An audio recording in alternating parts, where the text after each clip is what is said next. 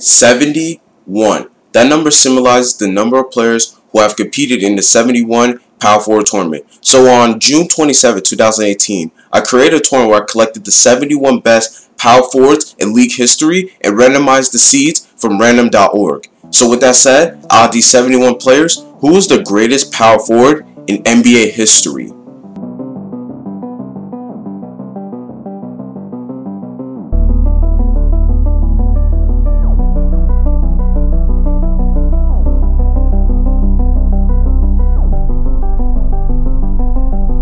What's good, YouTube? It's your boy James here. It's all good for you because it's all good for me. Now, first off, thank you guys so much for all the votes on Hardwood Amino. I'll definitely do another tournament like this. And also, shout out to Mon Spaghetti for giving me this really nice comment. So, for all my new viewers here, welcome to the channel. You may consider hitting the like button, subscribing, and hitting the bell for more notifications for more basketball content every Thursday. So, for the sake of this video, I won't show the entire tournament because it will take way too long. So instead, I'll just show the Elite 8, which is right here. These 8 guys outlasted 63 other players, including Brian Scott Bree. So let's get into the tournament. Count it up, count it up, count it up, count it, count it up, count it up, count it up, count it. Originally, I thought that Bob Pettit was going to lose because throughout the entire tournament, there was a big trend in recent buys. For example, Kristaps Porzingis was able to beat Dan Roundfield in the round of 64 and Rasheed Wallace in the round of 32. Thankfully, he lost to Chris Webber in the Sweet 16, because that's kind of absurd how a player who only played 3 seasons in the league gets to advance to the Sweet 16. It's considered one of the best power forwards of all time. But nevertheless, the recent buys did come to effect this time as Bob Pettit defeated Shawn Kemp in the Elite 8. But despite the loss, Shawn Kemp really didn't get that blown out, and that should not have been the case. But regardless, Bob Pettit advances to the Final Four. Count it up, count it up, count it up, count it. Count it up. My God, look at that blowout. Y'all really gonna disrespect McHale like that? So let me read to y'all what Slam Issue 88 said about McHale. Okay. McHale was a lethal scorer, a career 55% shooter with averages of 18 and 7. He is still considered by many to be the best power forward of all time.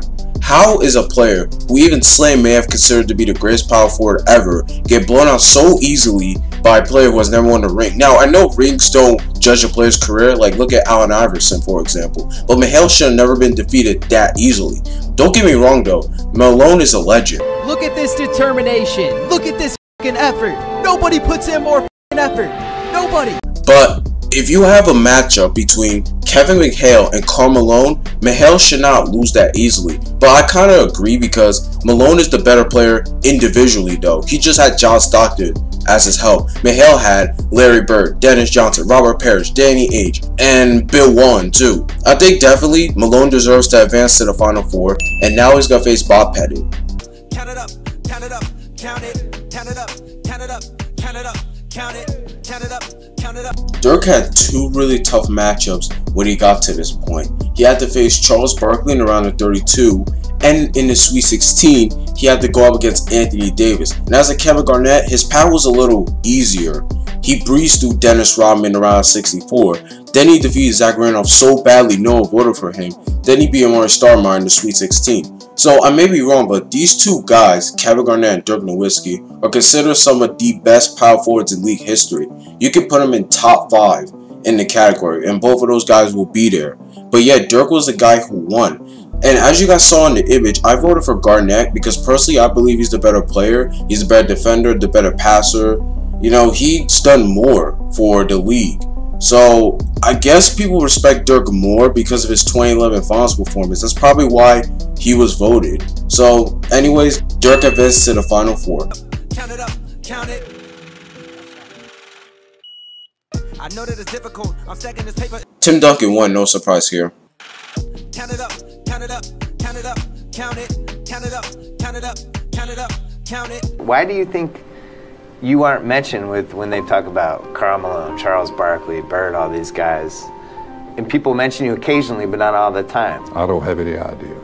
I maximized every ounce of ability that I had. I played as hard as I could play every night. I had some success, you know. And a lot of success. And so I'm very, very comfortable within my own skin. Right. and I don't worry about that. I don't have any idea. So yeah, Bill Simmons pretty much said that Bob Pettit definitely deserves respect, but Bob Pettit, even in this tournament, didn't even get that. Maybe because of longevity, because Karl Malone has played 19 seasons in the league, while Bob Pettit has only played 11. So probably Karl Malone definitely deserves to go to the championship. Count it up, count it up, count it up, count it. Count it up. So after beating Charles Barkley, Anthony Davis, and now Kevin Garnett, Dirk has all the momentum in the world heading into the Final Four. But of course, Tim Duncan just destroyed Dirk Nowitzki so easily. Tim Duncan, he just destroyed everybody throughout this entire tournament, and it was kind of predictable for him to win anyway. So yeah, he beat Carlos Boozer, Anthony Mason, and Spencer Hayward pretty easily. Let's see how the championship goes between Tim Duncan and Karl Malone. Count it up, count it up, count it, count it up, count it up, count it up, count it, count it up, count it up. Congratulations, Tim Duncan. I guess he gets a new set of clothes for winning the tournament. I don't know.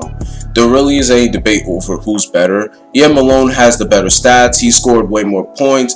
He's probably the better individual player, but Tim Duncan's the better team player. He's the guy that's won the 5 rings. He's the guy that focused on winning games all the time. But anyway, that was just the end of the tournament, man. If you enjoyed the video, definitely smash the like button. If you stick to the end, you're a beast. And at 100 subscribers, I'll be doing weekly Q&As on Hardwood and Amino. You can ask me anything, even the side. This was your boy James. Hope it's all good for you, because it's all good for me. I'm out, guys.